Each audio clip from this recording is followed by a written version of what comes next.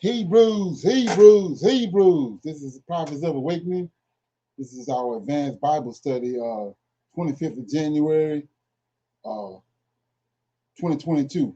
Right, so this somebody's big lucky day today because we're going all the way in with a rubber meet the road there. That's what I've been waiting on. This we're gonna deal with the Greeks, Esau, and Egypt, and it's gonna get laid all the way out for all the naysayers out there. Okay, I'm asking everybody to like, share, and subscribe to Prophets of Awakening channel and hit the notification button, please. This is a non-Messianic channel. We deal with the Tanakh and the Torah. Tanakh is the Old Testament, the prophets, and our forefathers. And the Torah is the first 5 books of the Old Testament that was given to Moses at Mount Sinai by the Lord of Hosts, our Redeemer. So I want to say shalom and welcome everybody to Prophets of Awakening. Welcome to this advanced Bible study session.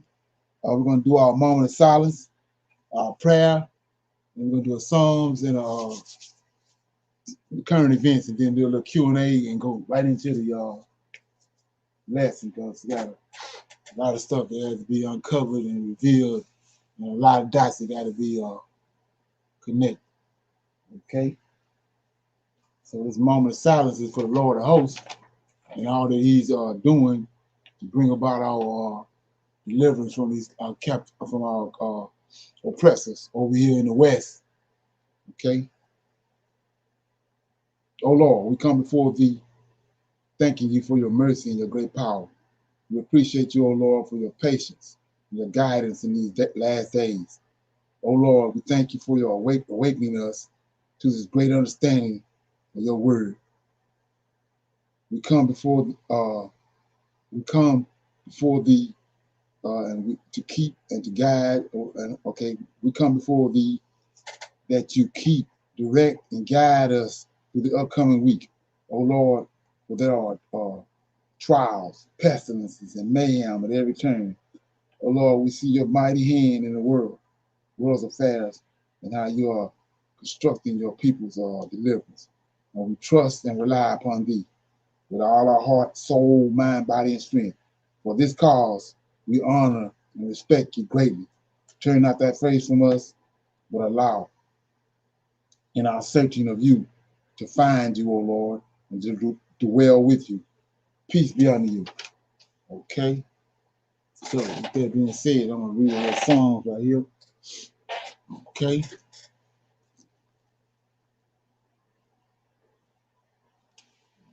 Okay.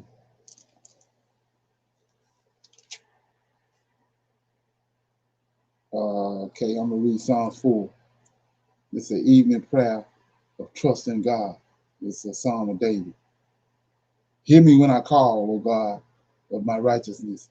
Thou hast enlarged me when I was in distress. Have mercy upon me and hear my prayer. O ye sons of men, how long will ye turn my glory into shame? How long will ye love vanity and seek after leasing? Selah. But know that the Lord hath set apart him that is godly for Himself, and the Lord will hear when I call upon Him, unto Him. Stand in awe and sin not. Commune with your own heart upon your bed and be still. Selah. Offer the sacrifices of righteousness and put your trust in the Lord. There'll be many that say, who will show us any good? Lo, lift Thou up the light of Thy countenance upon us. Thou hast put gladness in my heart, more than in the times that the corn and the wine increased. I will both lay me down in peace and sleep, for Thou, Lord, only maketh me to dwell safe. Okay, that was Psalms 4. And I want to read verse 5 says, offer the sacrifices of righteousness and put your trust in the Lord. There'll be many that say, who shall show us good? Lord, lift up thy light, or thy countenance upon us. Okay. Anybody else got any comments on that?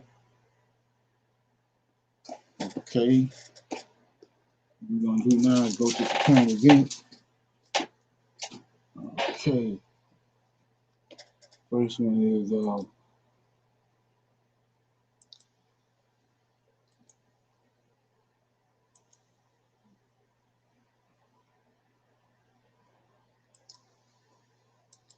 okay, here we go.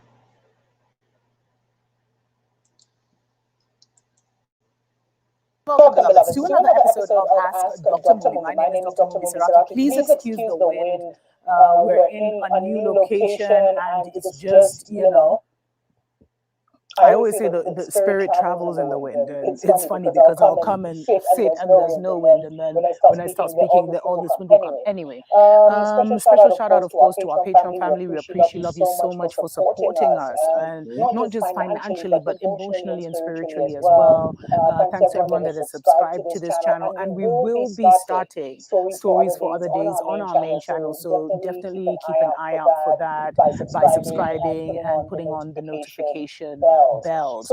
So I've been getting a lot of questions around relationships, and one of the main questions that I keep, or one of the main themes, it's not even a question, but one of the main themes that I see, or that I've been seeing in the last 2 years, is the high level of separation and divorce among those awakening. Because what has happened, so many people have reached out to me, and either they, their spiritual team triggered their awakening, but their partner is not awakening. They want to move out of the city and start prepping and going off grid, but their partner thinks that's totally crazy. So there's just so many different variables where I've witnessed, like, there's a disconnect that happens when you start your awakening journey. And it's because, beloveds, you're not with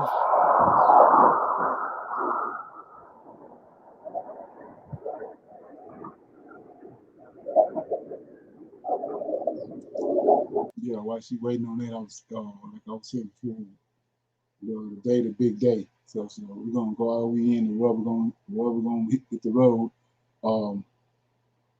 She said right here, the topic is the divorce and divorce rate and skyrocketed, and it's because of the Most High waking up Israelites, and they're finding out that they really not compatible.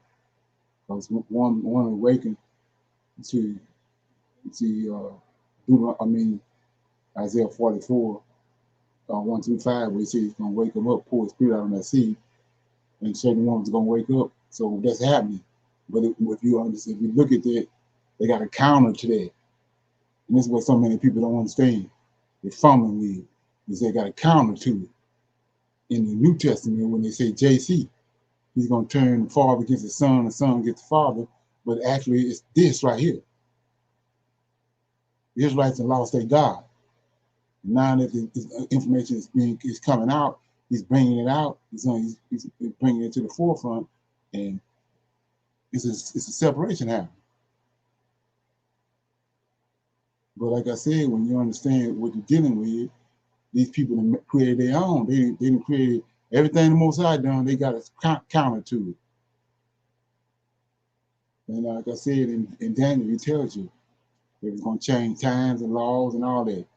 So what that times is prophecies. They hook with the prophecies. And saying, well, the time into this class is over with, you're going to see that.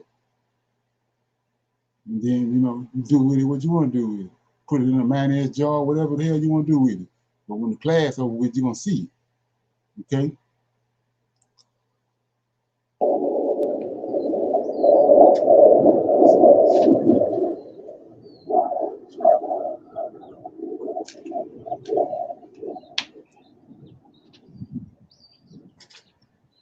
Beloveds, it's because you're never with who you want to be or who you dream to be. You're with who you are. You always attract people on the same vibration as you.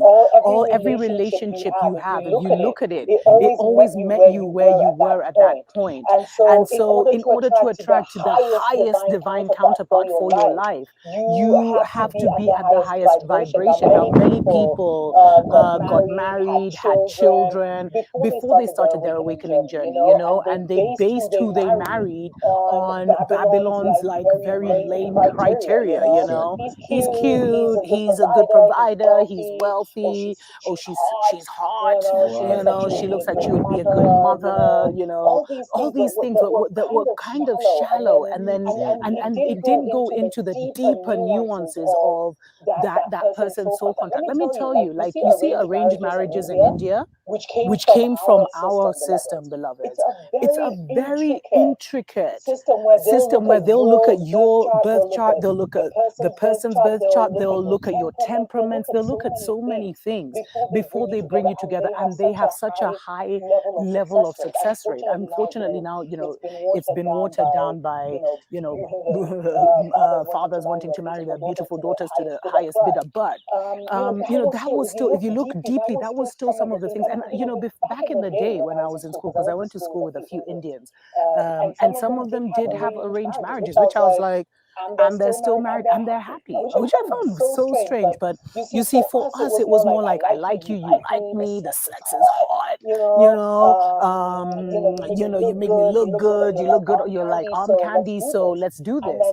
And then now, when you started your awakening journey, you literally, many realized they'd married the devil because you're now going up and that person is here. And what happens is, if someone is not rising with you in vibration, then they will pull you down, because two vibrations cannot exist in the same house, beloveds.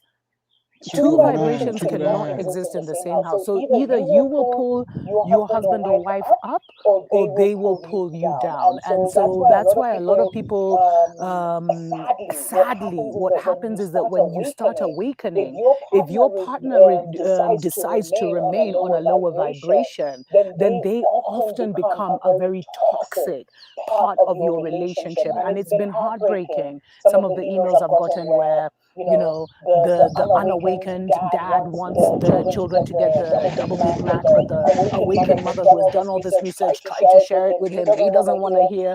So people are in some really, really, really tricky situations. But I think first is to come to terms with the fact that you probably married someone who was not your divine counterpart, and for all the wrong reasons. But because you're more high vibration, you can steer the relationship, whether it's ending because the person, you can take a donkey to the river, but you can't make them drink the water. So whether the relationship is ending, or whether you want to try and pray and pull your partner up, you can do a lot from a higher vibration, but the most important thing is to maintain your own vibration. And last year I think I shared where I was like, if you're married and you're in this tug of war and you're on a higher vibration than your husband, then literally you need to start sleeping in a separate room. And some people are like, oh, don't give marriage advice, blah blah blah. But seriously, beloveds,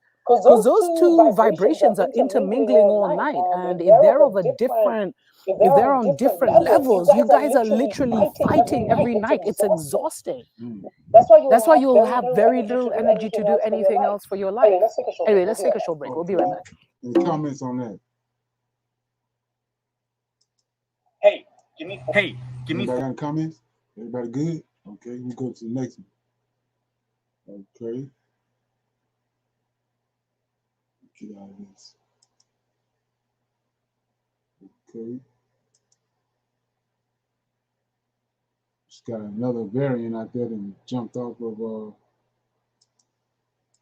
the Omicron. Thought I'd share that.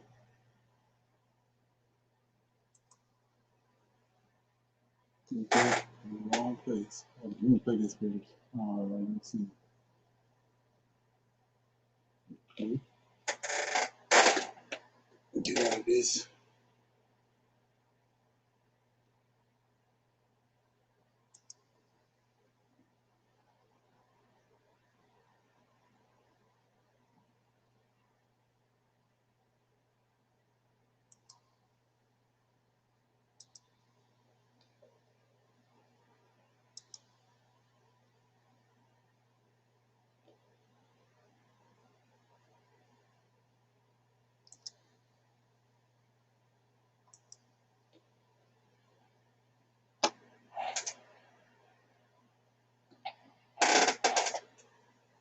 Okay. Dr. Hahn, you have several outlets on right now asking about the two variants. They know, thank you for leaving your other meeting and letting us pull you out. We do well appreciate that. And I think you are free to start telling them what you know about BA2, and I will turn it over. Sounds good. So first, my name is Dr. George Hahn, H-A-N, Deputy Health Officer here at the County of Santa Clara Public Health Department. So I can let you know that we do have here in Santa Clara County reports of 2 cases of the BA2 sublineage of the Omicron variant. And so for a little background, the Omicron variant that has caused big surges all around the world, including in our county. That is being driven by the BA1 sublineage of Omicron. But the BA2 sublineage of Omicron is much rarer, but it has begun to pop up in places, including in California, and then of course in Santa Clara County. And it has been popping up in other places around the world. But the main thing about this sublineage is that because it is so much less common, we don't know that much about it. What we can tell, early indications say that it probably behaves just like the BA1 Omicron lineage. But So I will play that to inform everybody. You know, it's another variant out there. Show continuing on. Here we go right here. The mask issue in a moment, but first let's talk about that bill that is going to be introduced on the Senate floor this afternoon that will require all California students in public and private schools to be vaccinated against COVID-19, and there will be no personal belief exemption either.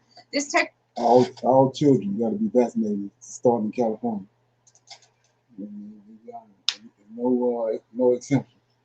The mandate has already been tried in several large school districts, but it keeps being held up in court. So the state legislature does have the authority to mandate vaccines, and Senator Richard Pan is stepping up, and he came to Arleta High School this morning to officially announce his Keep Schools Open and Safe Act. What he is proposing does go against what Governor Gavin Newsom mandated last year regarding vaccines, which included religious exemptions. Here is some of Senator Pan's reasonings behind this bill. Vaccination is the cornerstone of ensuring our schools will be open and will be safe. And for our children's sake, I hope we can all agree that our schools should be open and safe for all students on campus. No doubt some people will be upset by this news because if it passes, the only option if parents don't want to vaccinate their children will be to homeschool them. There will be time to decide. The law wouldn't take effect until January 2023, and I'm told the whole process will take months as it still has to go through committee hearings and get passed in both the Senate and the Assembly. But 2 moms I spoke with say the potential vaccine mandate has induced a lot of anxiety on parents, and they're still trying to figure out their next move. Okay. Any comments on that? Like I said, they steady easing it in. They easing everything in on us. Got us in a place where the hands tied behind your back. Okay. So I'm gonna open it up right here for some for questions. Anybody got any questions about anything before I go into the lesson? Anybody got any comments about anything? Okay, yeah. So like I was saying before, I'm highly excited about this right here. So because I've been screaming it for 11 a day, but it's I'm calling it the Greeks, Esau, and Egypt, and the layout. So in this county, it's also I'm kind of bouncing off of some information that was laid out, you know, and so ain't no better time than to just lay that out from what's this person done. I'm just going to lay it out because it goes a lot more deeper than that, but it's a good foundation to start with and to build from. So let's get started with that. Okay, let me get it. I'm gonna play some of it and we're gonna break it down as we go.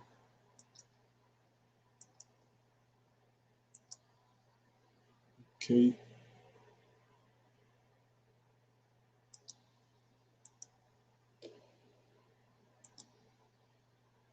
Do you see that?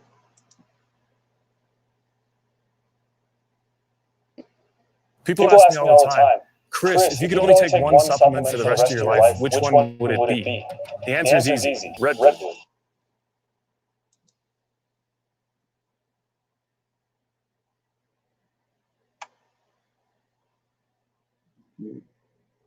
Okay. Here we go.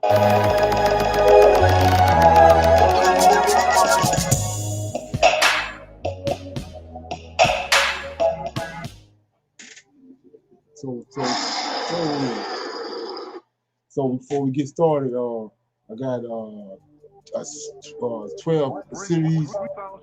series of 12 videos on non-Messianic conversations that cover a lot of this stuff. But like I said before, the way, we're gonna bounce off of this, and you can also go back to Prophets of Awakening, and it's I think 12 different videos. This non-Messianic conversation, non-Messianic conversation with a non-Messianic Hebrew Israelite.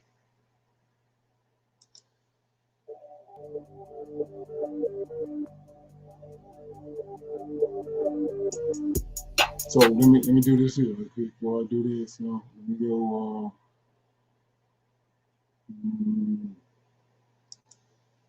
Okay.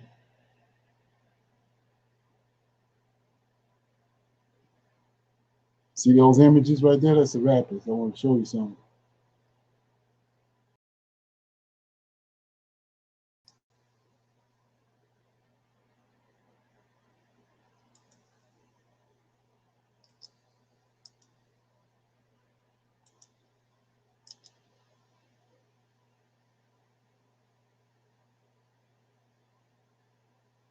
Okay, what's the year going on? Let me get this. Okay, there you go. See that? They're gonna slap it right here. I've been showing you this image right here forever and a day. So it shouldn't be nothing new. It's rappers right there.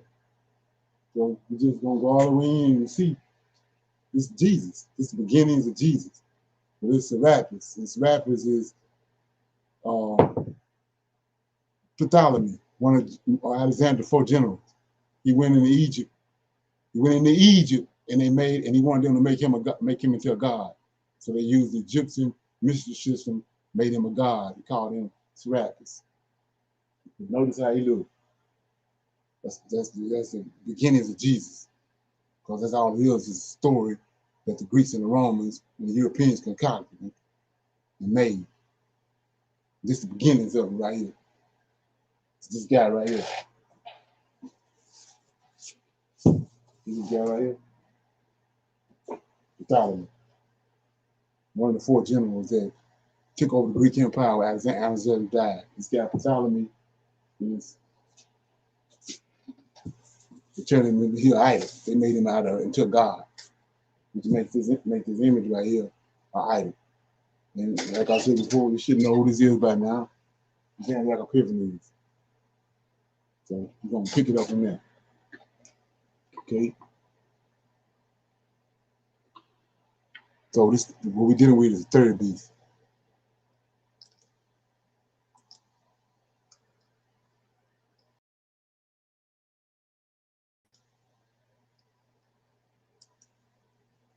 Okay.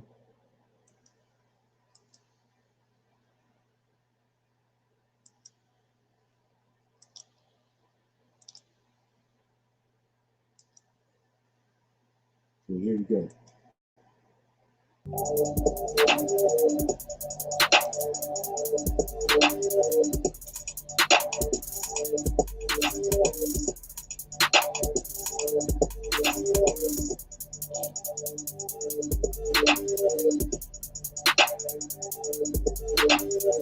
So see what it's up there. It says Zeus, Jupiter, Serapis. I just showed you. Same image right here. Serapis, Hermes, right? Dionysus. All these is God men. All these part of those 16 crucified saviors I showed you. You see that? Serapis Christos, Jesus the Christ, and no different. Okay?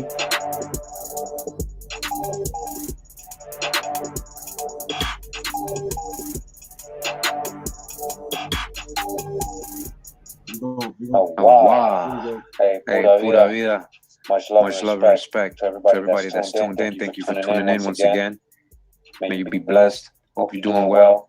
So today I just wanted to go over the background of Hellenistic teachings, Hellenism, its connection to Hermetics and Christianity, because we've been seeing that was a major influence at the time, and the two sanctions that were, going to war with each other, these Hellenistic Greeks, along with the one. You got the Christians and the Hebrew Christians, and all them that's saying it's another Christianity. It's supposedly another Christianity, and the real Christianity was hijacked. It was hijacked by the Romans, by the Roman Catholic Church, and by the Greeks. It was hijacked by it, and they usurped it and changed it into, they can see now that we're in the latter days and the Most High waking us up, and they trying to say it was another Christianity, the so-called righteous Christianity that came about first. Then these Greeks and these Romans, them hijacked it. But we're going to kill that lie today.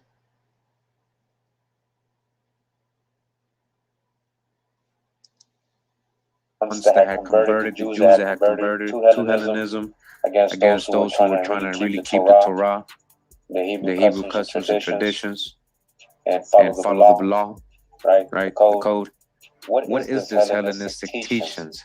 How does it become eventually or influence Christianity? Because remember, this is what the Arios, Piso family, and the Seleucid Empire and all these people were trying to push on the Jews, okay? And the Hebrews, on Israelites.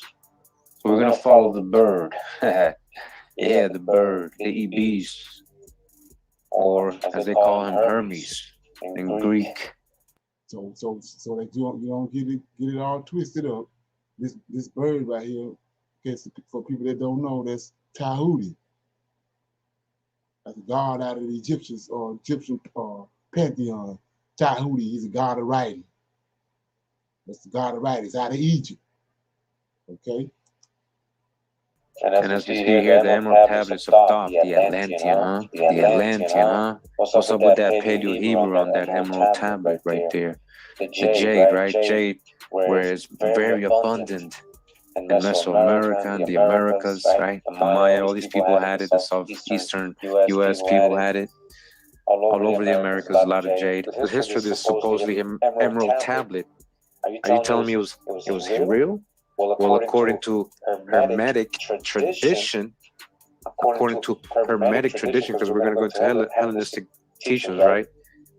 Where does it come from? It comes from Hermetic tradition. So see, the Emerald Tablet, also known as the Sparadigni Tablet or Tabula Smara. So don't get it twisted. Like I say, you need to write these things down, because don't take my word for it.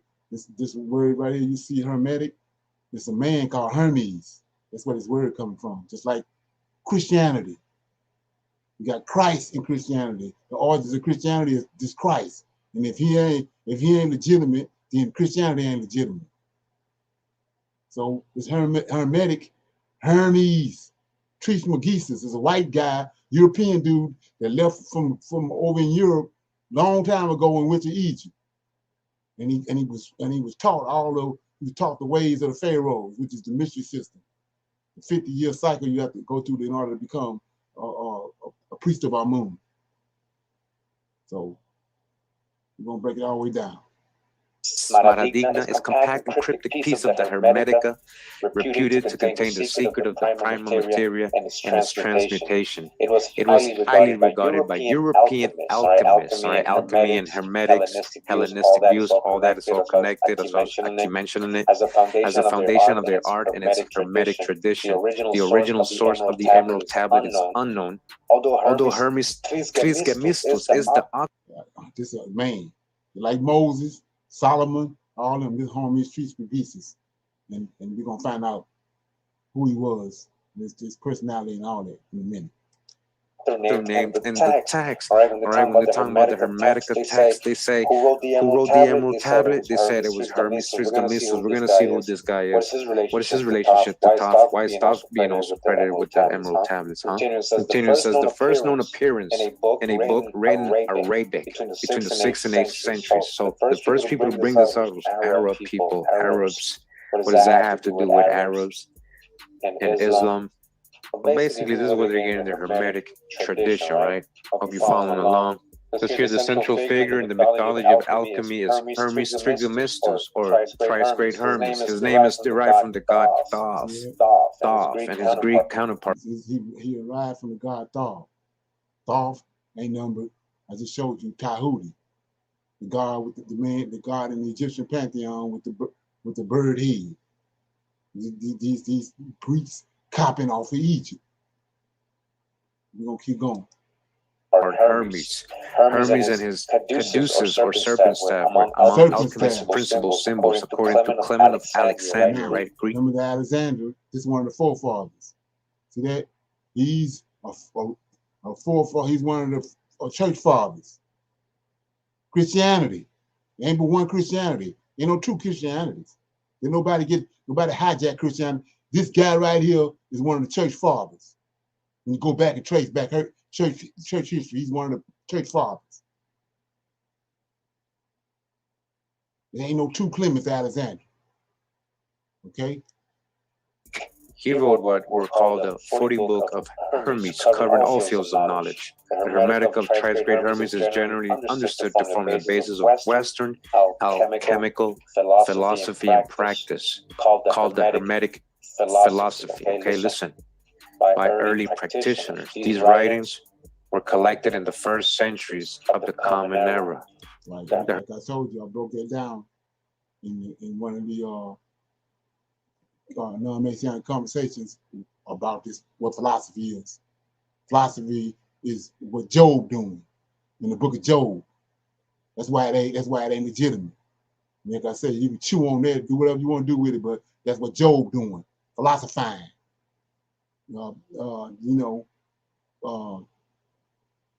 Moses on Mount Sinai, he wasn't talking to Yahweh like that.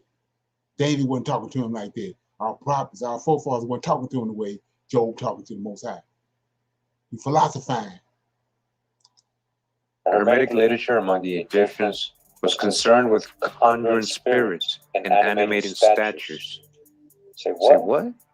Yeah, conjuring spirits and animating statues, okay? So this is what Hermes Trismegistus was doing. He was making idols and conjuring up spirits. That's what Hermetic philosophy is. On the oldest Hellenistic writings. Hellenistic is the same thing. Hellenistic writings on Greco-Babylonian astrology and on the newly developed practice of alchemy. In parallel tradition, Hermetic philosophy rationalized and systematized religious cult practices. People started getting into this religious mind frame. When they started going with the Hermetic philosophy, getting stuck in a religious cult mindset, religious cult practices, and offered and added a means of personal ascension from the constraints of physical being. This latter tradition has led to the confusion of Hermetism with Gnosticism, which was developing contemporarily. All right, it says here the Hermetica, the lost wisdom of the pharaohs, huh? The Hermetica is a category of papyri containing spells and initiatory induction procedures, all right? The lost Hermetica, the dialogue called the Asclepius. You see that what they say down here on this book right here? You can buy this book. See? The Hermetica. It's the origin of Christianity. But see down here? Lost wisdom of the Pharaoh. So you say, what are you talking about? The Pharaohs got baptized. They worshiped the Nile River. Pharaohs went down to the Nile River and got baptized. That's the origins of baptism. Okay? Theos. After the Greek god of healing, Asclepius. This is his image right here. Look at that. This is Jesus. Oh yeah, early stages of it.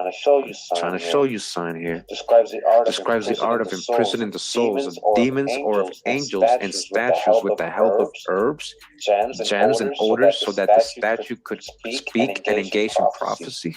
In other papyri, there are recipes for constructing such images and animating them, such as when images are to be. I couldn't let that pass. You know, if you've been dealing with this and dealing with the Old Testament back in the day when you was lost, ain't that what Revelation tell you?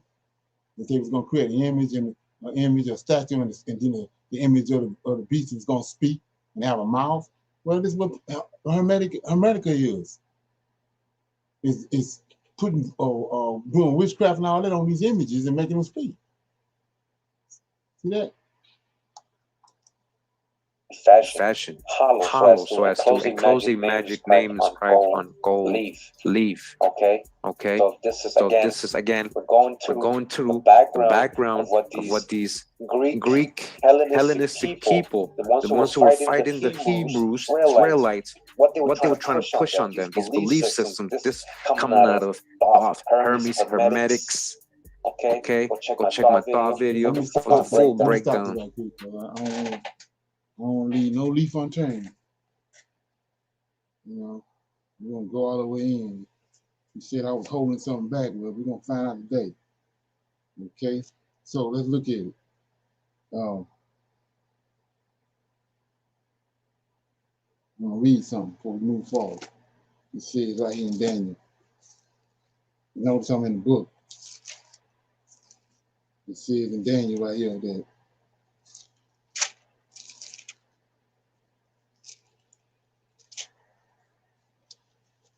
says, and this is Daniel 8, verse 24, and his power he shall be mighty, but not by his own power. He shall destroy wonderfully, he shall prosper, he shall practice, and he shall destroy the mighty and the holy people. And through his policies also he shall cause craft to prosper in his hand, and he shall magnify himself in his heart, and by peace he shall destroy many, and he shall also stand up against the prince of princes, but he shall be broken, right? That's in 7, that's Daniel 7 and 8, Daniel chapter 8, 24 and 25. And I'm going to read this right here. This is 7, Daniel 7, 24 and 25. It says, the 10 horns out of this kingdom, 10 kings that shall arise, and another shall arise after them, and he shall be diverse from the first, and he shall subdue 3. Then 25. In case you're wondering who this is, this Constantine. 25. And he shall speak great words against the Most High, and he shall wear out the saints. That's our forefathers. Saints is Israelites. Saints of the Most High. And think to change times, laws, and they shall be given into his hands until the time, and dividing the time. So when he concoct this, they got what you're looking at is these people got hold to our records. That's how they're able to change the time, to change the laws and change the prophecies, flip it all around. And because of what we done, we rejected the Most High. He tells you right here, and it shall be given into their hands. So this wicked ass shit they do, he gonna allow it to prosper. It's given into their hands. Okay. So now let's keep going. And it ain't.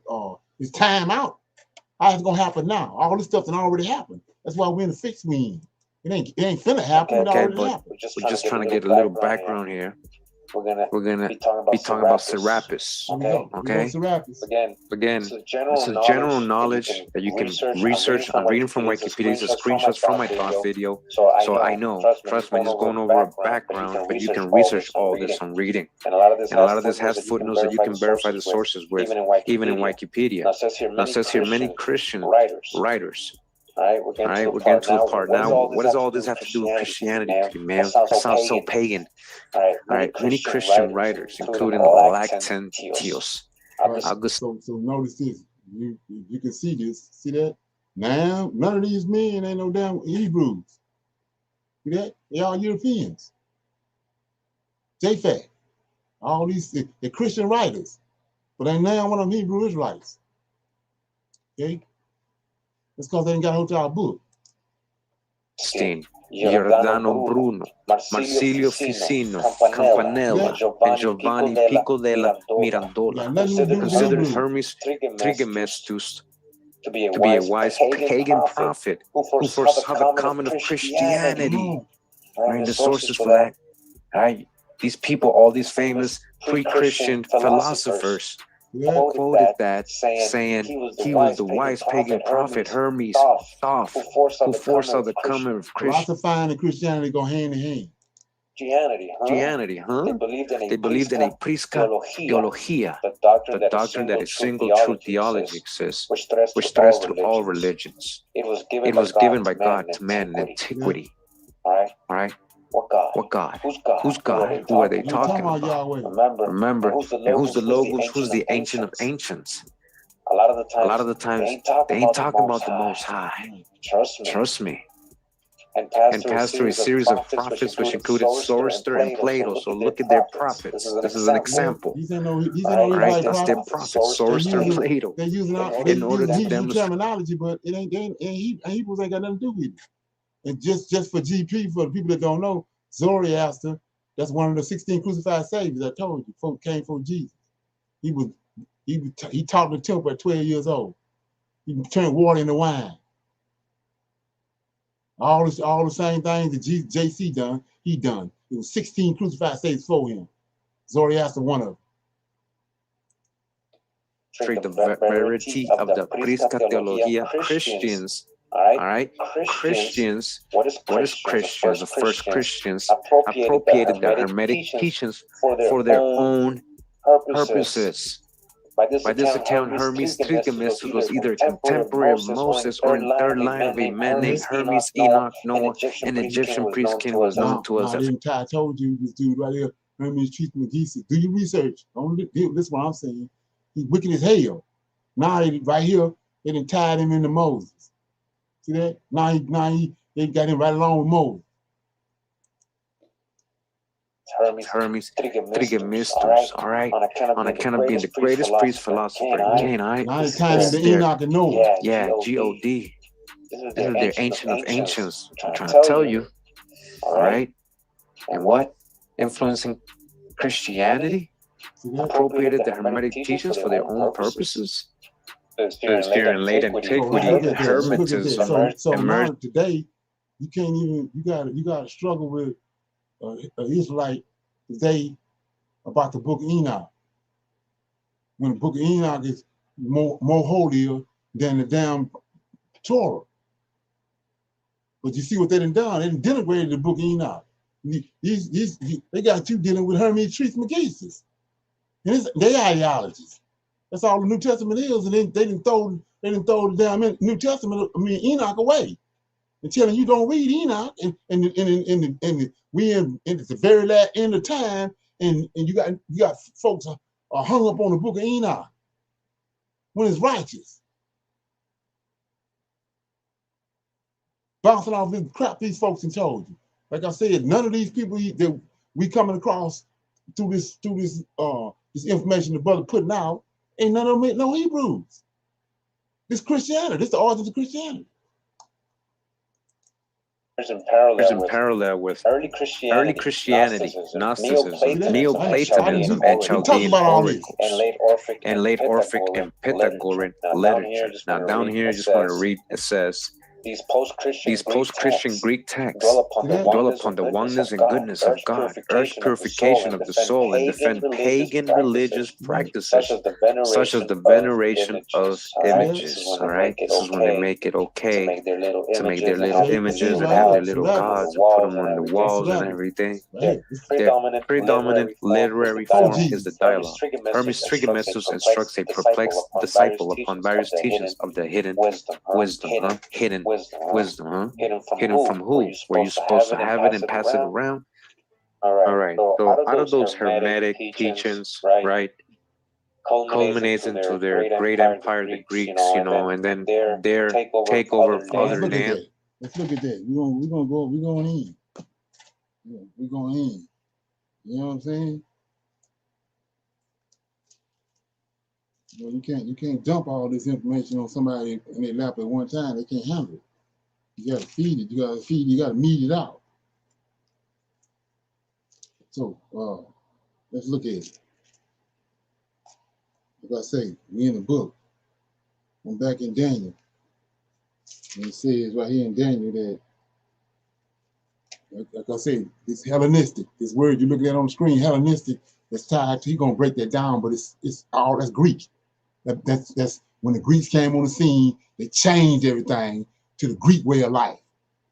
They synchronized it. They had got a whole time of records, and they synchronized everything according to they didn't synchronize it to the Hebrew way of life. They synchronized Hebrew and our culture to the Hellenistic way of life.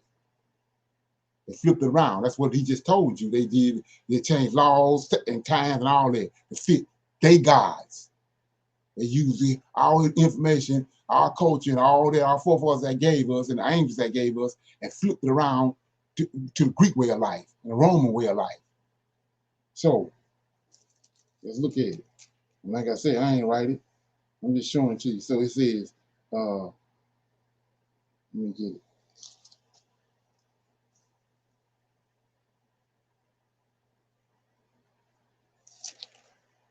This is the Ram and He-Go, this chapter 8, and he says that, I'm going to start at verse 19, and he said, behold, this angel, this Gabriel, right? Gabriel over my head. He says, and he said, behold, I will make thee know what shall be in the last end of indignation, for at the time appointed the end shall be. It's Gabriel talking. I don't know about the other Hebrews, but I'm putting weight on what Gabriel tell me. I'm riding with it. So 20 says, the ram which thou sawest having two horns are the Medes and Persians. See that? He ain't fumbling with it. He's telling you what it is. It's the Medes and Persians. 21. And the rough goat is the king of Grecia. It's the people we're dealing with right here.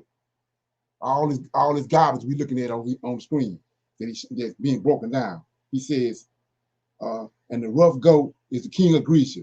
And the great horn between his eyes is Alexander the Great, king, Alexander the Greek.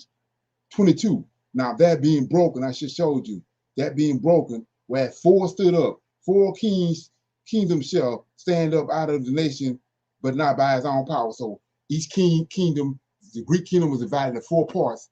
There's a king over each part. 4 parts. Ptolemy, who took Egypt and he made the people change, make a god for him. That's what JC started it. And they made Serapis.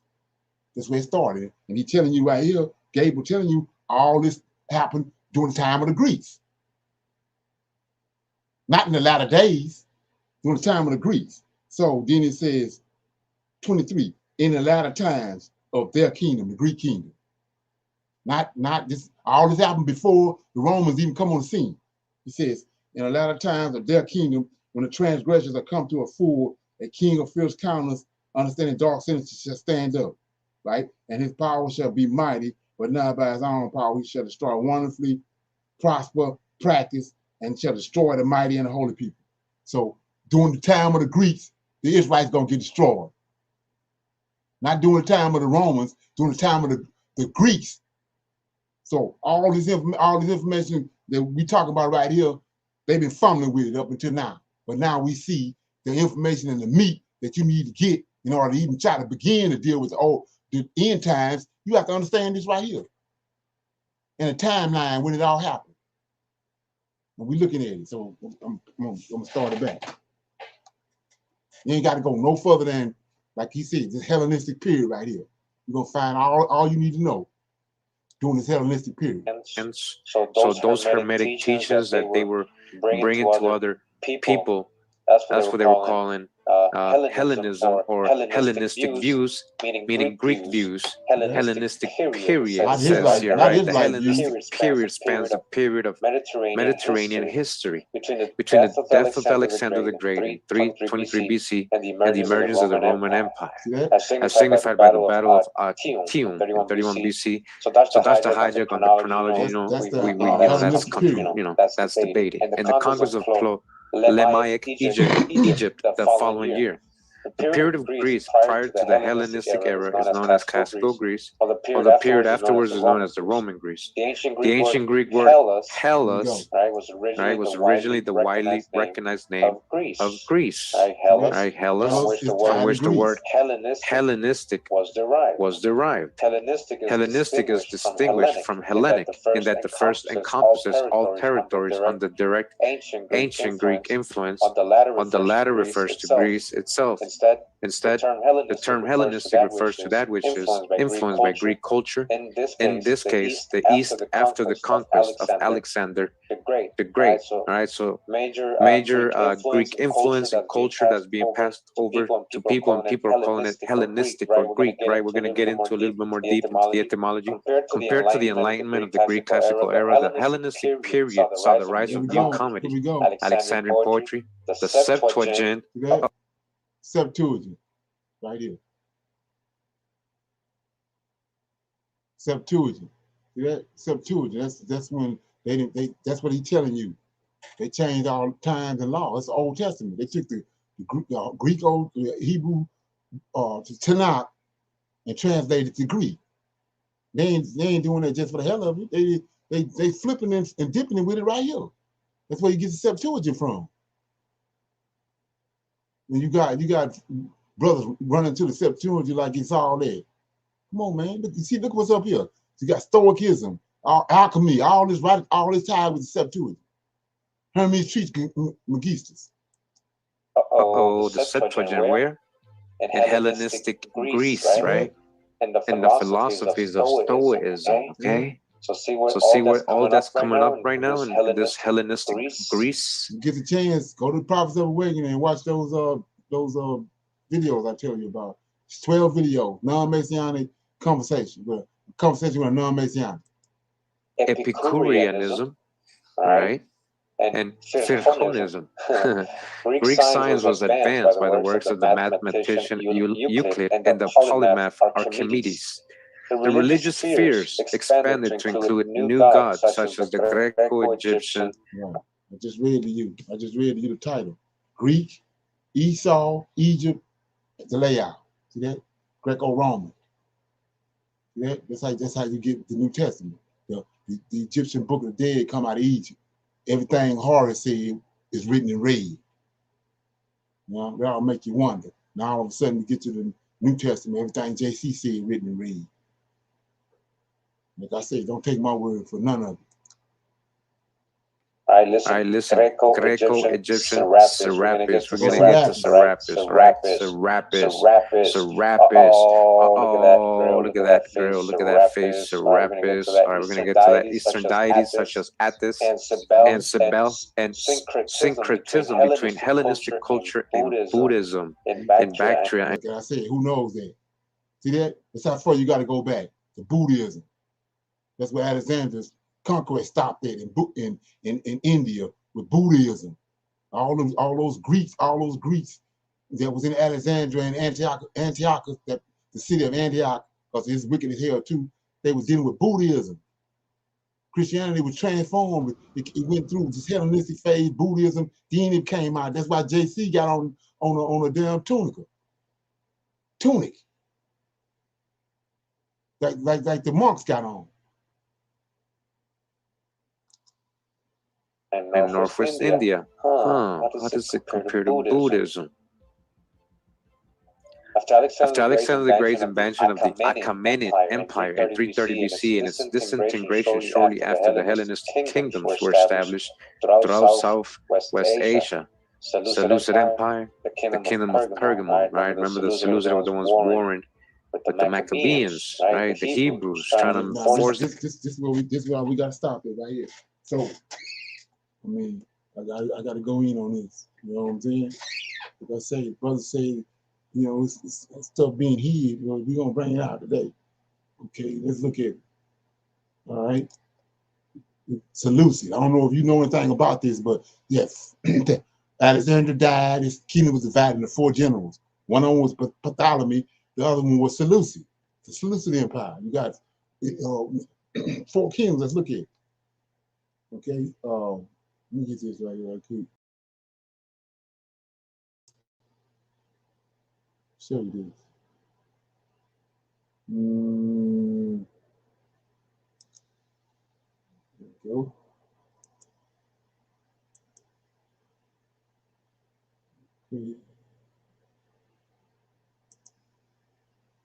Okay, see right there?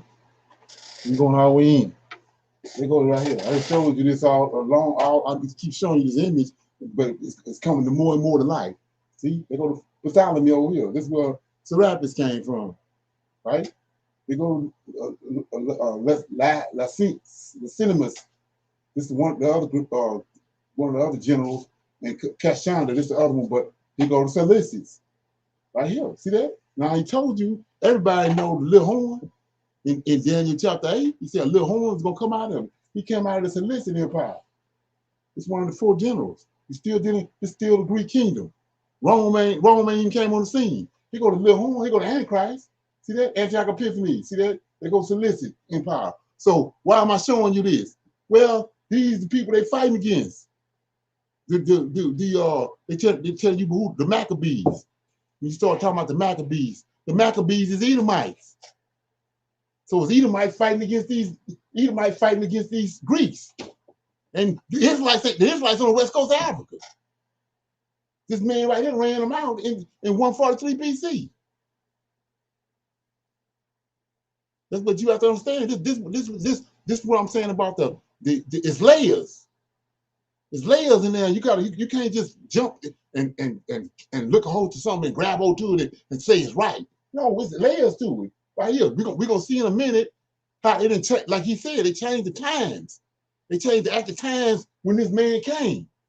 They changed the times and got you thinking that all this stuff went down, the Israelites ran out in 70 AD. But it's back this time frame right here. This is the time frame when he was ran out way before that.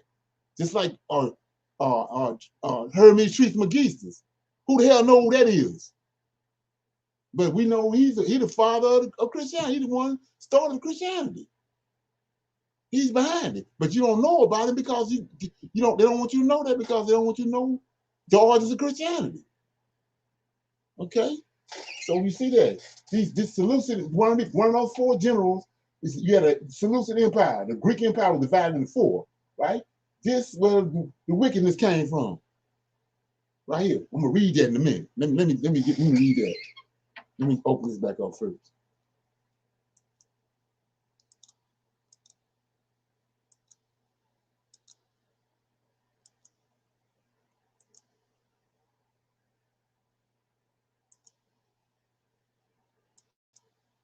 Okay, 1 minute. Let me read that.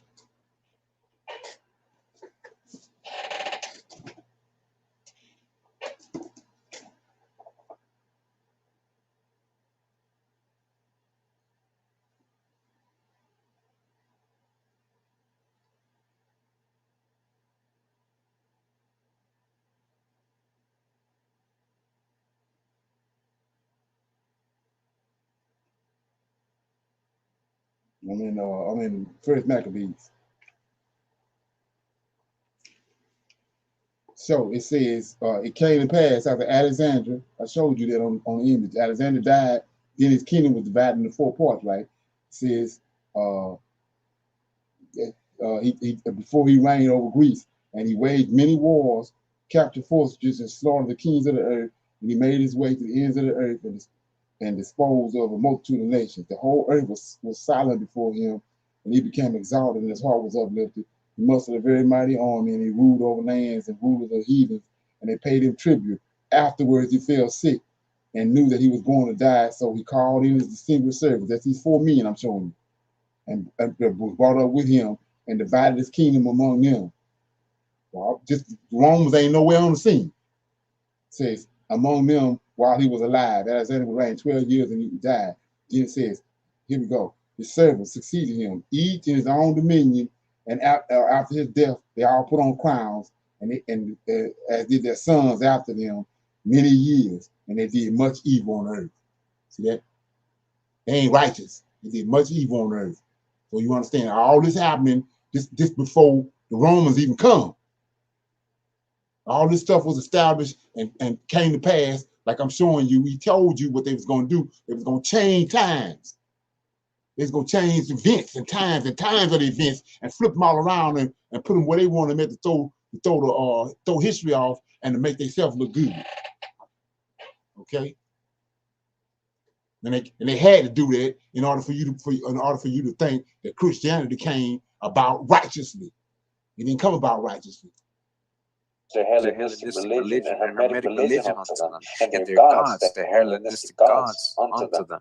All right, so when talk about Antioch, ancient Antioch, like I say, open your mind up, and think like a Hebrew. That say Antioch. Antioch. You got Antioch Epiphanes, and that's Antioch. The first was called Christians at Antioch. Come on. Hellenistic city. Antioch was founded near the end of the 4th century by Seleucus I Nicator, one of Alexander the Great's generals.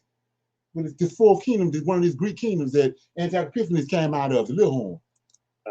The city was the capital of the Seleucid Empire. The Seleucid Empire. Until 63 BC, when the Romans took control, making it the seat of the governor of the province of Syria. So it was the I want to show you this. This 63 BC, that's a lie.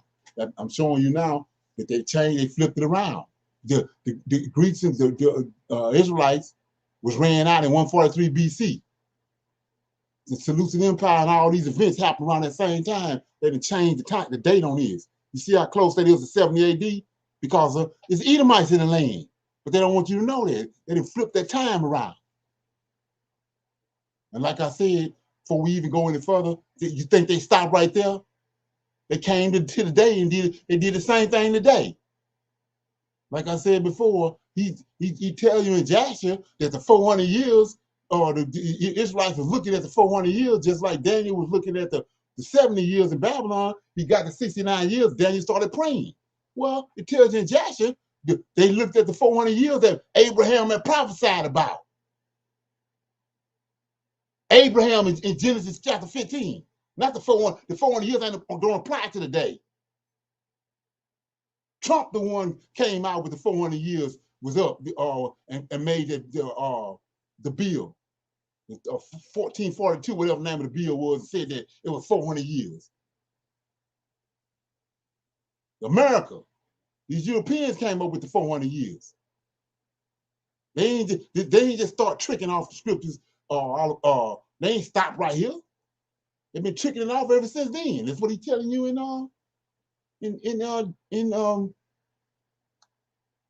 chapter 8 of Daniel.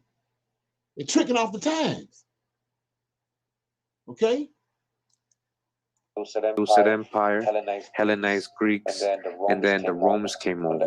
From the early 4th century, the city was the seat of the Count of the Orient, head of the regional administration of 16 provinces. It was also the main center of Hellenistic Judaism. What? The main place where they were starting. Now, who knows that? So it was Antioch. The city of Antioch was where all this is going down there. But in their hijack, converting Hebrews into convincing them to let go of their old ways and become Hellenistic Jews, Judaism. Hellenistic Judaism, the main center. At the end of the Second Temple period, Antioch was one of the most important cities in the Eastern Mediterranean, half of the Roman Empire. Now look at this. So let's like I said before, he's saying Second Temple. The Second Temple, Zerubbabel built the Second Temple. But they saying Second Temple right here, according to what the Herod Temple built. They done took Zerubbabel Temple all the way out. So like I showed you, the timeline is off. This is very important, because what it's doing is cyborging you from seeing the origins of Christianity, how it came about, and then who's involved with it. It's these Edomites, and these Greeks, and these Romans. Japhet. They the ones concocted this. None of the people involved in this ain't no Israelites. Antioch was called the cradle of Christianity. So it was the center of Hellenistic Judaism, where they were practicing. City named after the Antichrist. Antioch Epiphanes, city named Antioch, is the cradle of Christianity. Chew on that. Semitism, right? They were spreading that to the Hebrews or the Jews, right? The Hermetic teachings, Thoth and Hermes, right? Antioch was called the cradle of Christianity, huh? The cradle of Christianity, huh? That's where it started, where all these Hellenistic Greeks were, where the Hellenistic Jews were, their main center was. That's where Christianity started, huh? And it played a pivotal role in the emergence of both Hellenistic Judaism and early Christianity, okay? Antioch, that's where it was. The Christian New Testament asserts that the name Christian first emerged in Antioch. The first so-called Christians, quotes, Christians, what was in Antioch? That was a Hellenistic city. That was a Hellenistic Hermetic city, basically. Hermes, Thoth. So the Seleucids reigned from Antioch. I remember they were once warring with the Maccabees. All right, we know little of it in the. These brothers don't know that, but I'm breaking it down for you. See, these Seleucids is warring with the Maccabees. Both of them Edomites. The Greeks and Edomites. The Israelites gone. Ain't no Israelites there. They gone. They on the west coast of Africa. This is what nobody seems to know. Both of these factions right here is they ain't none of them Israelites. Let me read something for you. And so how you gonna begin to even try to deal with the end times if you don't know this? So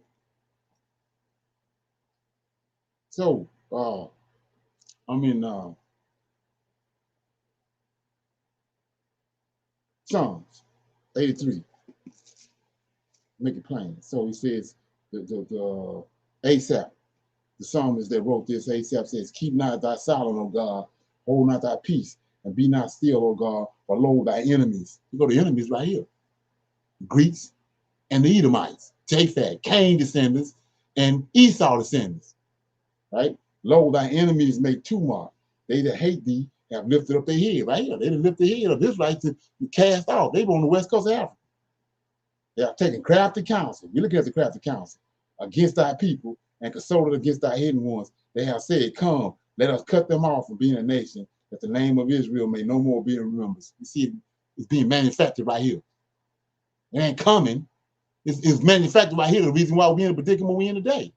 It was all manufactured back then. So, in verse 6, like I said, I ain't write it. The tabernacle of Edom, there it is. And the Ishmaelites, the Arabs. Moab, the Hagarenes, you tell you all the people that was behind. You're looking at them right here. So I showed you solicited is Greeks and Roman, Greeks and the Maccabees, so-called Maccabees, Judas Maccabees and all them Edomites. The Israelites gone. They done flipped the time off. Got you thinking it's Israelites here. Ain't no Israelites here. These wicked ass Edomites, and they got a unnatural zeal. That's why the Roman Empire trying to get rid of them. They got an unnatural, because of what they done. They stole the land of Israel, cast off the Israelites. They got an unnatural zeal, an unholy zeal, chaotic zeal, and that's what. And they causing all kind of havoc all over the Roman Empire. And that's why the Romans trying to get rid of them. But they got us thinking they done wrote in history these Israelites. These ain't Israelites. They on the West Coast. They over there dealing with Timbuktu. And all those kingdoms that was over there. That's where the Israelites is at. They ain't in America, you know, and they ain't in the land of Israel. They're on the west coast of Africa. Okay?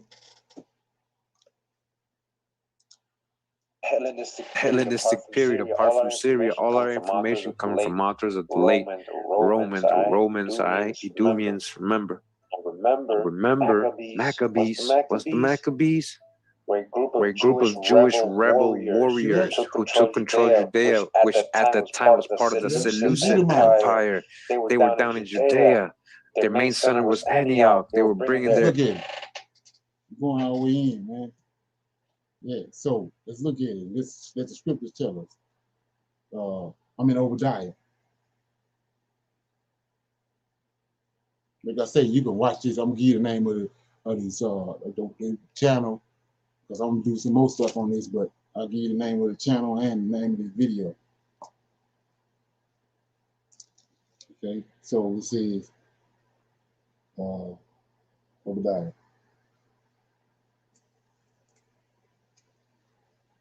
Obadiah. He said rebel warriors is Jewish. They ain't Jew. Rebel warriors, Jewish rebel warriors who had took control of Judea, right? Look what they say right here in Maccabee in Obadiah. It says, verse 10, for thy violence against thy brother Jacob, shame shall cover thee. Thou shalt be cut off forever. In the day that thou stoodest on the other side, in the day that strangers carried away captive his forces, and foreigners entered into the gates. This is Antioch Epiphanes, and cast lots upon Jerusalem, even thou was one of them. These Edomites, these warrior Edomite Jews right here. They want the land. It says, in the day that the strangers carried away captive his forces, foreigners entered into the gates, cast lots upon Jerusalem, even thou was one of them. See that? They cast lots upon Jerusalem. They ain't cast lots upon America or South America. He says, upon Jerusalem, even thou was one of them. But thou should not have looked on the day of thy brother in the day that he became a stranger. Right here, it was 143 BC. When they left and went to the west coast of Africa, they became a stranger. Neither should thou have rejoiced over the children of Judah in the day of their destruction. Neither should thou have spoken proudly in the day of their distress. Thou should not have entered into the gates of my people in the day of their calamity. Yea, thou should not have looked on their affliction in the day of their calamity, nor have laid hands on their substance in the day of their calamity. Now here you go right here. Word for word what we just read. Neither should thou have stood in the crosshairs right here. Jewish rebels, warriors who took control of Judea, which at that time was part of the Seleucid Empire. See that? These ain't no Israelites. And they're telling you right here, you write it divide. Says, and should not have delivered up those that did remain in the day of distress. Killed them in order to get the land. Right? And so the average person that's doing their research, they factor in that these Maccabees is Israelites. These ain't no damn Israelites. They Edomites. And the Seleucid Empire is Greeks and Edomites. The head that's over the Seleucid Empire is Edomites. Okay? Hermetic teachings and the Hellenized Jews were backing them up. They founded the Hasmonean dynasty, right? So they founded the Hasmonean dynasty to fight back the Seleucid Empire. A little bit of the background again says Judea had initially come under Ptolemaic rule, but fell to the Seleucids around 200 BC. Judea at that time had been affected by the Hellenization initiated by Alexander the Great. Some Jews, mainly those of the urban upper class, notably the Tobiat family, wished to dispense the Jewish law and to adopt the Greek lifestyle. Look at that, the ones who sold. See right here, we going all the way in. I told you a while back that in the Septuagint, Tobias, right? Look here, look, right here. I ain't saying it just for the hell of it. It's for GP. Where the upper class always the rich selling out for the money, rich, huh? They wanted to adopt the Greek lifestyle, the Hermetic teachings. According to the historian Victor Perico, was the main motives for the Tobiats. Hellenism was economic and political. They sold out for politics and money. The Hellenizing Jews built a gymnasium in Jerusalem, competed in international Greek games, removed their marks of circumcision, and repudiated the Holy Covenant. You see what happened? You see how they sold out? This is what they wanted all Hebrews to do, all the Israelites, everybody. This is what they wanted to do. All right? That's why there was rebels like Eliezer. And going back to the word Hella, right? Hellenistic, they're getting the word, right? Pertaining to Greece from 1640s, though. From Greek Hellenikos, Hellenic Greek, from Hellen, a Greek, a word of unknown origin, they say, huh? Traditionally, though, from the name of an eponymous ancestor, Hellen, son of Deucalion. To Homer, the Hellenes were a small tribe in the southern Thessaly, right? They're a specific people. You see this? So Helen, right? It says in Greek mythology, Helen is the eponymous progenitor of the Hellenes. He is the child of Deucalion of Pyrrha and the father of 3 sons, Darius, Aeolus, by whom he is the ancestor of the Greeks people. So he's the son of Deucalion. Who's Deucalion? Let me show you this, right? So again, Helen was the son of Deucalion. Who's Deucalion? Or sometimes Zeus. Sometimes Zeus. Deucalion is Zeus. Right? Zeus. Zeus. Right? In Greek religion, king of the gods, right? The Roman equivalent of Jupiter. Jupiter is Zeus. Look at the statues. It's the early Jesus. I'm telling you. All right? That same mug became the prototype to make the image. Now, this says here, Zeus was also infamous for his erotic escapades. These resulted in many divine and heroic offspring, including Athena, Apollo, Hermes. Hermes. So Hermes is the son of a god, right? Of the main god, son of a god, son of God. Hermes, Thoth. And also Dionysus. We're gonna see later Dionysus is Serapis and Bacchus. Dionysus is Hermes. Hermes is Thoth. Mostly they're all the same people or epithets. They're just changing the names. Right? You see, Hermes, the son of God, and Dionysus. Pay attention to that. Because Zeus again was identified with the Roman Jupiter, the same person. Jupiter and Zeus. He, along with Dionysus, absorbed the role of the chief figure. Right? He is Dionysus too. It says the Seleucid ruler. Look at this. Now the Seleucids are into play again. Here goes the Seleucids. Now that we know who they are, right? The Seleucid ruler Antiochus, who invaded Jerusalem and slaughtered many people there, right? Erected a statue of Zeus Olympius in the Judean temple in Jerusalem. Look at that. What they said? What they said in the story with JC? When JC came, where that story is? Where the story is where they put the Zeus in the temple? Ain't none of that in there. See what I'm saying? So you've been bamboozled. Ain't none of this stuff, none of this in the story in the New Testament, in Acts. None of this ain't in there. It's that time. It's time to get all that up. These wicked ass people right here, they concocted it. Yeah, they can get a number on us. People can't seem to see that. See, the Athenian, he tried to make everybody worship Zeus or Bacchus or Dionysus. What the Antichrist supposed to do? That ain't changed yet. I read that already. So see the little kid? You see now, you got an image, but he's a little kid. He on the little kid ain't. Yeah, all this, what these people been doing. They were doing this for the flood. Messing with little kids, little boys and little girls, all that still is going on today. They got all kind of cases in the Vatican right now. They're still doing it. It's part of their lifestyle. We've read that already. The Seleucid ruler Antioch, he did what? He put Zeus in the temple. Yeah. All right. Put Zeus in the temple. Who the Seleucids? Yes, the Seleucids. Same ones who established the main center of the Hellenistic Jews and the early establishments of Christianity, where the early Christians came out of. These same Seleucids did that. Now it says here Zeus and the Son. Oh yeah. Jesus. Remember what the word Jesus in Ojibwe means? It means the sun. Or the night sun, which is the moon. Helios. So let's look at it. Okay. Let's look at it in real time. Look at it in real time for the people out there that's fumbling with it. So we're gonna go to, we see that sun. You know, when you see the sun and all that, that's tied to Egypt. The Egyptians were dealing with the sun. Mazarine. The Mazarine, they originated from angels, fallen angels. The Egyptians originated from the fallen angels. They come from out of Ham's son called Mazarine. He was a giant. For those people that don't know that. Okay, so now I'm over here in Malachi. You're gonna get a first-hand view of these robbers at work.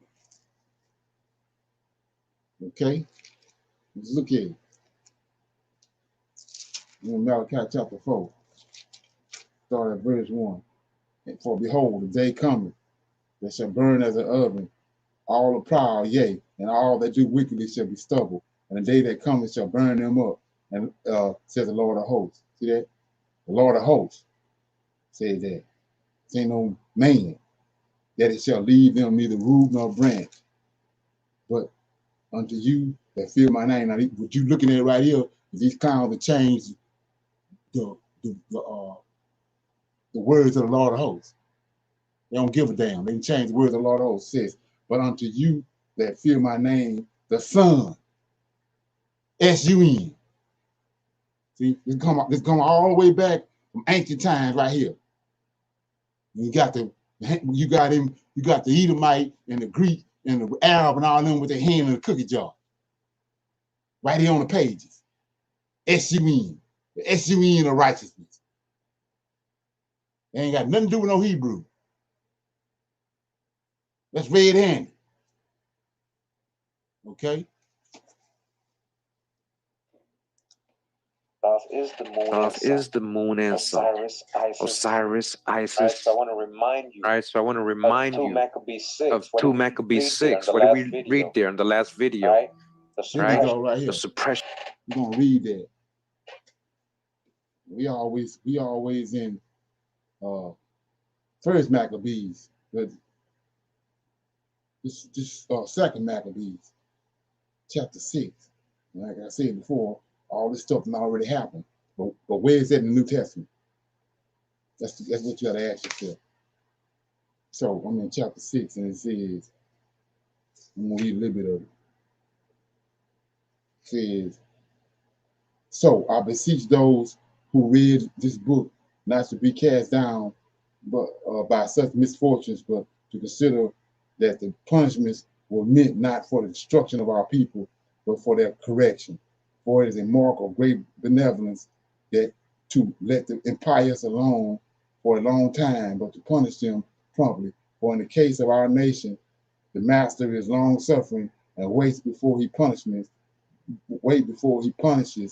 them until they have reached all full measure of their sins. But in our case, he has decided differently, so that he may not take vengeance on us afterwards when our sins have reached their height. So he delivered withdrawals, for he never withdraw his mercy from us. And although his disciples always disciplines us with misfortune, he does not abandon his own people. This much let us say by the way of reminder. After these few words, we must resume our story.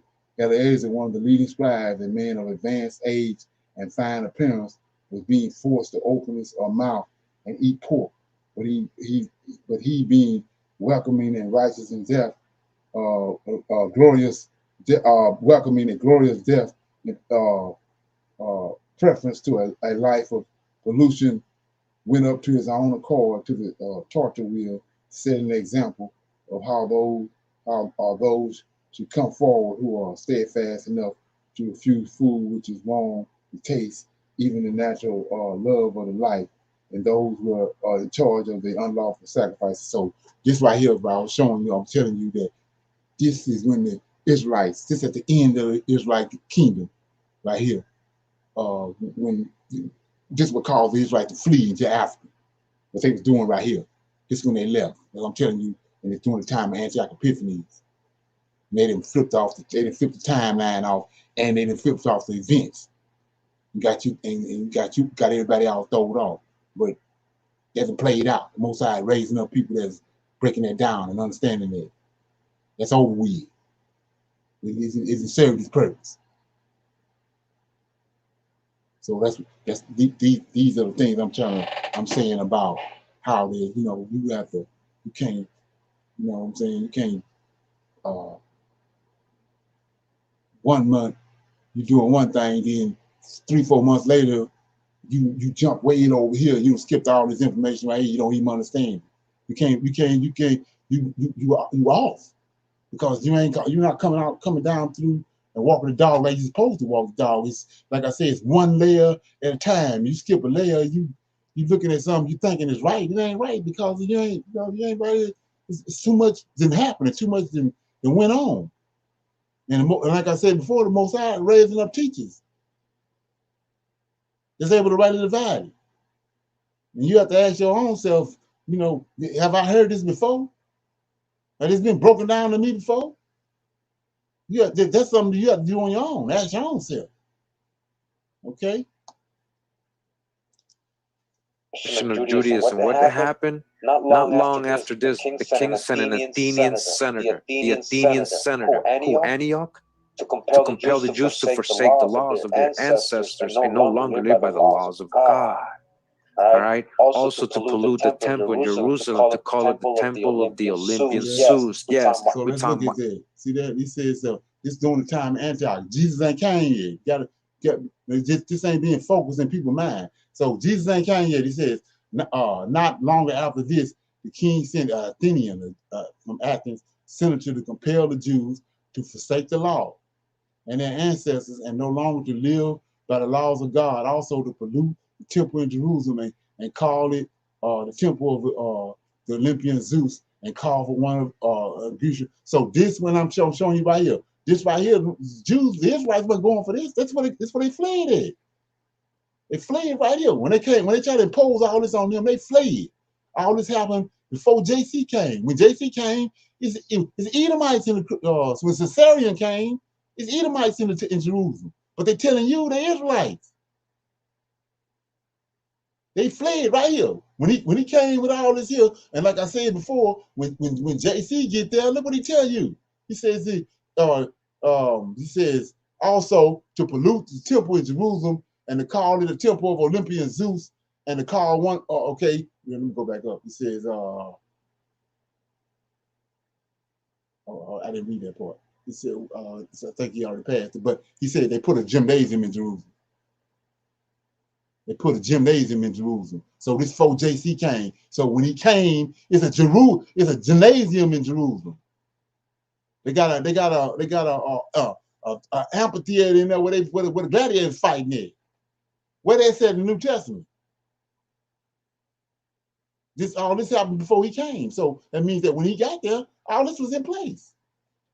It's Edomites there, and they didn't put a image of Zeus in the temple. They got a gymnasium where the gladiators fighting. All that's going on when he get there. Ain't no Israelites there. You have to understand that. Then you got to go to Paul. Where Paul went. He ain't go to West Coast of Africa where the Israelites at. Paul went to Europe.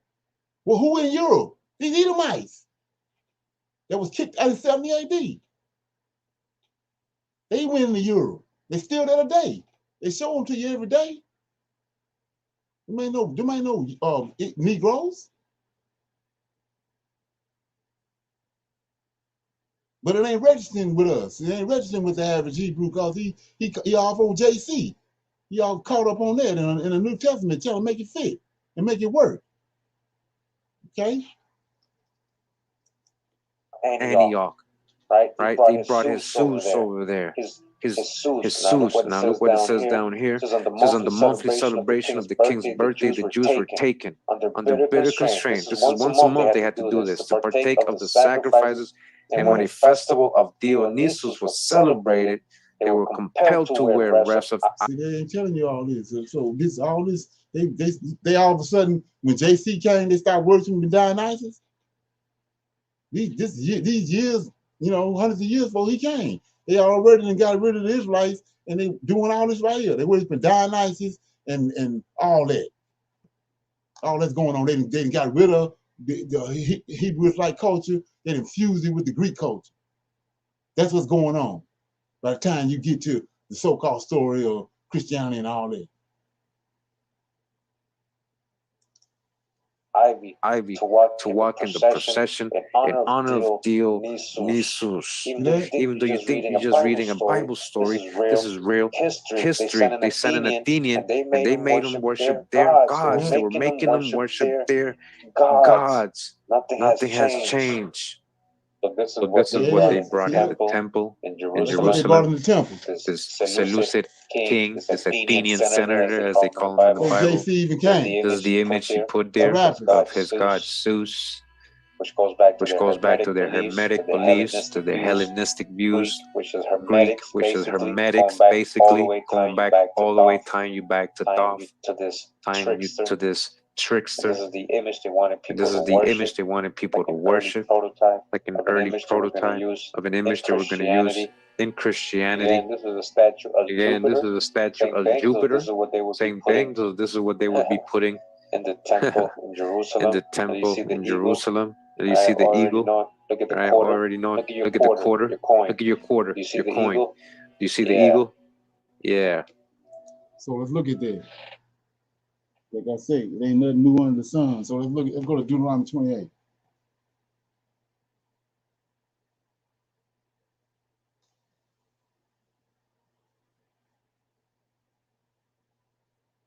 I'm in Deuteronomy. And let's see if this ain't all lining up what the Creator said and the Redeemer, right? What they said. So you got so many people that go into Deuteronomy 28. So I'm in Deuteronomy 28. I'm starting at verse 64. I'm gonna read all the way down to 68. And you tell me that this ain't the same thing happening now. It already happened right there with our forefathers. It says 24. And the Lord shall scatter thee among all people from one end of the earth even unto the other. This right here is doing the third beast. He's just doing one nation of people, the Greeks.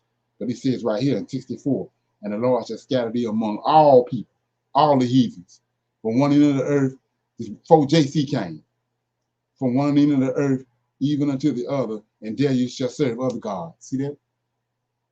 We see who the other gods is right here. Say you're going to serve other gods, which neither thou nor thy fathers have known, even wood and stone. Now I'm going to read it again for the Christian. The Lord shall scatter thee among all people from one end of the earth even unto the other, and there you shall serve my son. My son. Come on. He don't say that. He says you're going to serve other gods. He don't say a damn thing about no son, which neither thou nor thy fathers have known, even wood and stone. And among these nations shalt thou find no ease, neither shall the soles of thy feet have rest, but the Lord shall give thee there a trembling of heart, a failing of mind, a sorrow of heart. All that's laid out right in front of us. It happened, word for word. 66. And thy life shall hang in a balance before thee, and thou shalt fear day and night, and shall have no assurance of thy life. In the morning thou shalt say, with God it were evening, and in the evening thou shalt say, would it were morning, and the fear of thine heart wherewith thou shalt fear, and for the sight of thine eyes which thou shalt see. Here we go, 68. And the Lord shall bring thee into Egypt again with ships, by the way whereof I spake unto thee, and thou shalt see it no more again, and there ye shall be sold unto your enemies for bondmen and bondwomen, and no man shall buy you. If that ain't the exact same thing that happened back then, it happened right here. We worship, they done came in, imposed their will on us, imposed their ideologies on us, and imposed their gods on us. JC one of them. But it started way back here.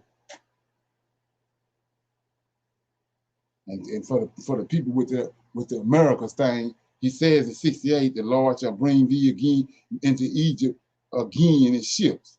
By the way I spake unto thee, thou shalt see it no more again. Well, I can see, I'm in America. I'm an Israelite, I'm in America, I can see Utah. He says right here, the Lord shall bring thee again into Egypt by ships, by the way whereof I spake unto thee, and thou shalt see it no more again. We're gonna ride with what the Lord of hosts and what the Most High Creator said and the prophets, or we gonna fumble with it. He said we ain't gonna see it no more. So that means that we ain't gonna be nowhere around it. We in a place where our homeland, we can't see our homeland. We ain't gonna be on our homeland. Okay? Come on. Jesus. Jesus in Greek could mean Hail Zeus. Literally. Jesus means Hail Zeus. That's what it means. It's the Greek for Jesus. Hail Zeus, huh? Mythology, huh? Uh-oh, somebody knows. I told you in the beginning of the video, follow the bird. The bird had EVs, huh? So again, this is what the Maccabees were fighting. This is what they were trying to push on the Hebrew people during this time that we're reading about, the early creations with Arius, Piso, and all these people were living on. Yeah, the Pisos were living during this time where they were trying to make Israelites, ancient Hebrews who were following customs like all you have to do is Eliezer. go to the original King James 1611 Bible, get you one, or go to the library and look at it. This is the name you're gonna see in there. Wasn't no J's. This is the name that was in there. That's why this is Syrian right here. It's Cleopatra's son that her and Julius Caesar had. This who came right here. Issa, son of Isis. Okay. A wise old noble prestige holy high priest, you know, of the Hebrews there. He was trying to go against this. This is what they were trying to make you worship, right? This is what they were trying to make you worship. This was the early stages of it. The Hermetics, Greek philosophy, going back to Hermes. It's only going to link you back to the bird, like I said, they fled. Right? This is what caused them to flee right here. And the biggest trickster of all. All right, so now I want to get into this book real quick, just to correlate a little bit what I'm trying to say about Hellenistic and what it means and what they were trying to push on people.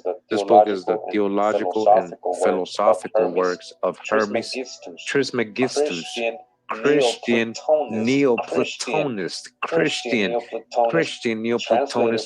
translated from the original Greek with preface notes and indices, right? So these are supposed to be a lot of the writings from Hermes Trismegistus that are translated. This is by John David Chambers of Oriel. Keep in mind, I told you about the Book of Enoch. They didn't brainwash the average Israelite, but he don't deal with it. There's something wrong with the Book of Enoch. But I want you to see what they did. It's coming up in a minute. College Oxford Recorder of New Sarum with Trice-Great Hermes. All right, this is one of their gods. This is from 1882, so they feel good writing about this stuff. Real quick, just in the preface right here, it says, preface the Mercurius or Mercury, right? He is also Mercury the trickster. So Hermes is Thoth, who's Mercury the trickster. Right, we got that in my thought videos. Hermes Trismegistus of legend was a personage of Egyptian sage or succession of sages. All right, he's Egyptian. It ain't Greek stuff. Who since the time of Plato had been identified with the Thoth. He's Thoth. This is what I'm trying to tell you. This is how far back this goes. The name of the month, September, of that people.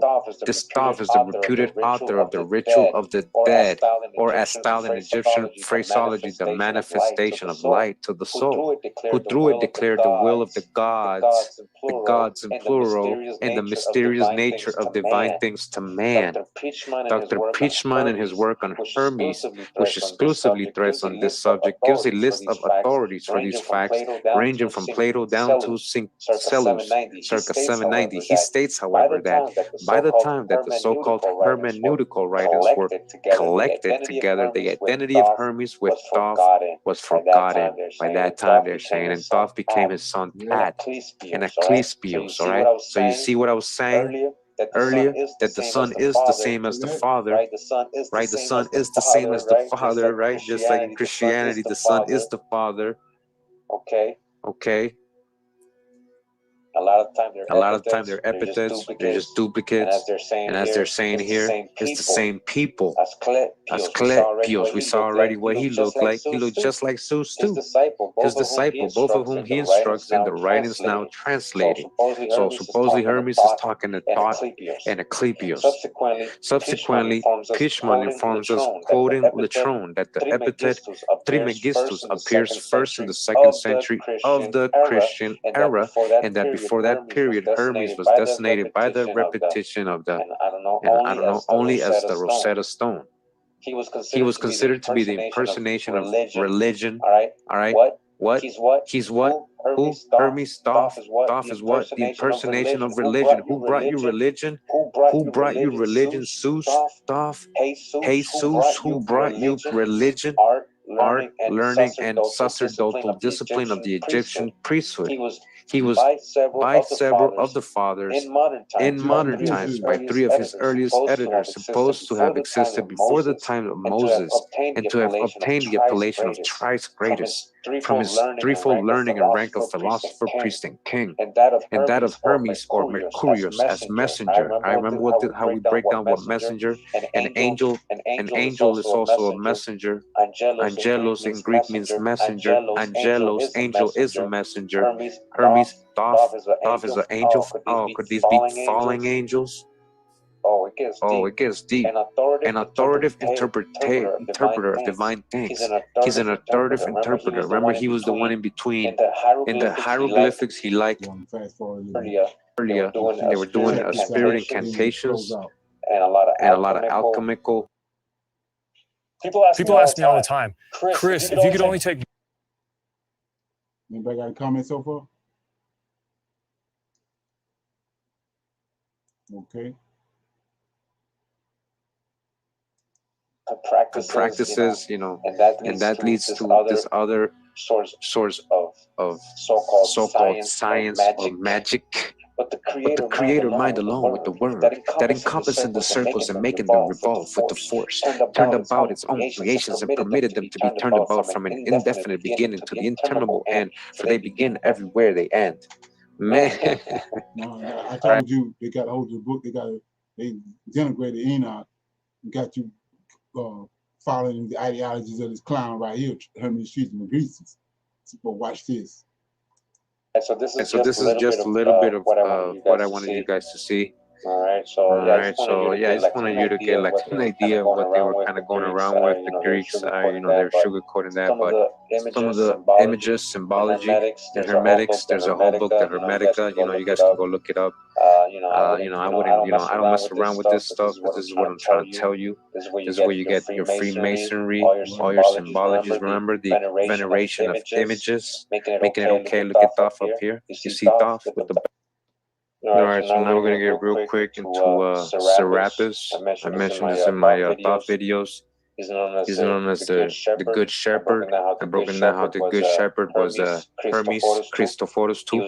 He was the Good Shepherd, and a lot of people call the Good. Those who worship Serapis are Christians. And those who are especially consecrated to Serapis call themselves the bishops of Christ. All right, the early Christians were followers of Serapis. This is before Christianity. I showed you that Serapis Christos, which became Jesus the Christ. And you see right here, they're saying that they was worshiping. Serapis was the God they was worshiping. They done flipped it off and put Jesus Christ up there and toned it down. And then God took Serapis out of the picture. But like I said, the Most High over there, all the information that came back to the forefront. And you can look at it and you can write a divide exactly what happened and what was going on. There ain't no two different origins of Christianity. There's only one origin. And it came from these wicked ass people right here. And they done cleaned it up and got it to where it's at today. Like I say, anybody got any comments on that? So this is the name of this you want to go to it is from Egyptian Hermetics to Hellenistic Greeks to Roman Christianity. It's the name of it. And it's let me get the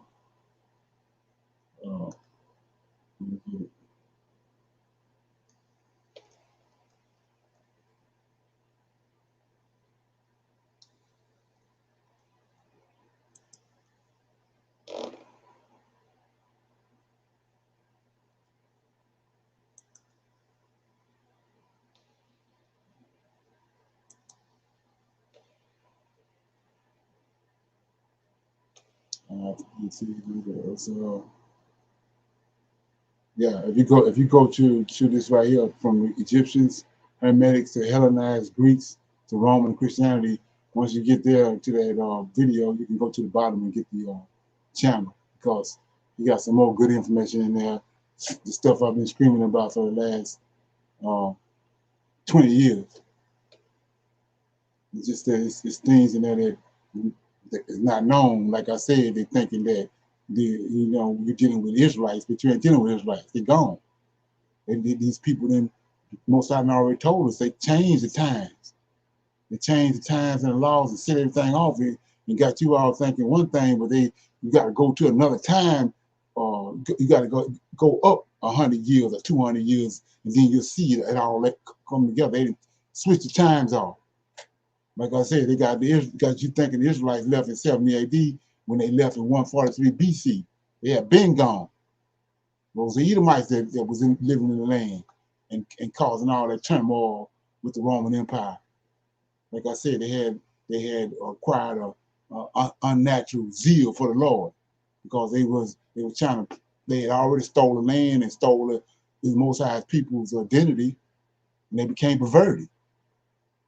In the same way with the fallen angels did. 200 of them came down, slept with women, they became perverted. They came down with the intent to lay with women and ended up sleeping with animals, all out in the ocean, sleeping with whales and everything else. That's where you get all these hideous creatures from what they was doing. Okay. So like I said, anybody got a comment?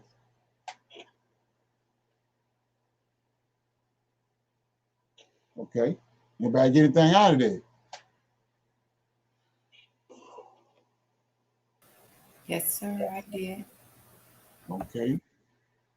Yeah, like I was saying before, you trying to bring this information along in a way where, like I said, it was brought about, and the deception was brought about in layers. It's got to be uncovered in layers. So you can't skip over those layers. Like I said, for example, and I'm gonna close out. We had it's two messiahs. It's two messiahs. We know that Mosiah had to get Joshua, and he had to get Zechariah, Zerubbabel. Two messiahs he had to get. When he went to Egypt, Moses, and he told Moses to go and find Aaron. It was two messiahs in there. So what you think have to come now? It's two messiahs. He tell you that in Malachi. Elijah got to come back. So if you run into the scriptures just because you see that don't mean shit. Because you got to understand it's two messiahs.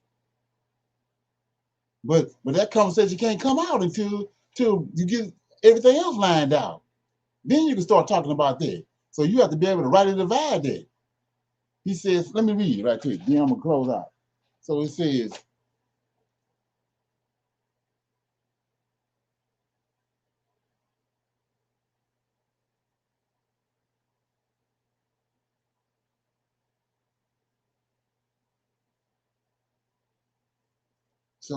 in chapter 4, it says, but unto you that fear my name shall the Son of Righteousness arise with hidden in his wings, and ye shall go forth and grow up like calves to the stall, and ye shall tread down the wicked, for they shall be ashes under the soles of your feet. We already know David coming, and your feet on the day that I shall do this, says the Lord. Remember ye the laws of Moses, my servant, which I commanded him unto him in Horeb for all Israel, which is statutes and judgment. Then 5. Like I say, you can't fumble with this. Behold, I will send you Elijah, the prophet, before the coming dreadful day of the Lord. He's saying that just for the hell of it, or what he doing? Why he saying it? Because he's gonna send Elijah.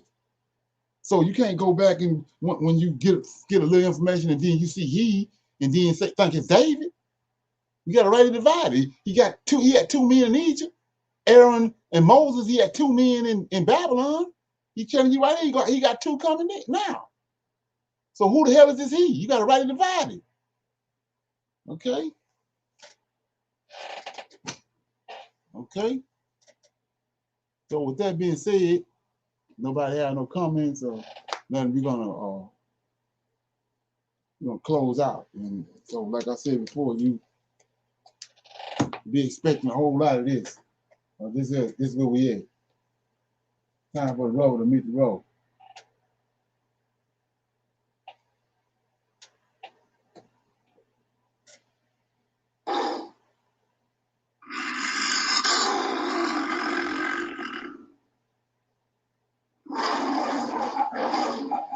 So I'm gonna say shalom, and like I said, you might want to check out some of those videos because there's some information in there should be gathered from it. Because that's where the problem is. Understanding who JC is and all the events that surround it, events that surround Christianity and all that. If you don't understand that, you're limited to you want to go to a certain place. Shalom.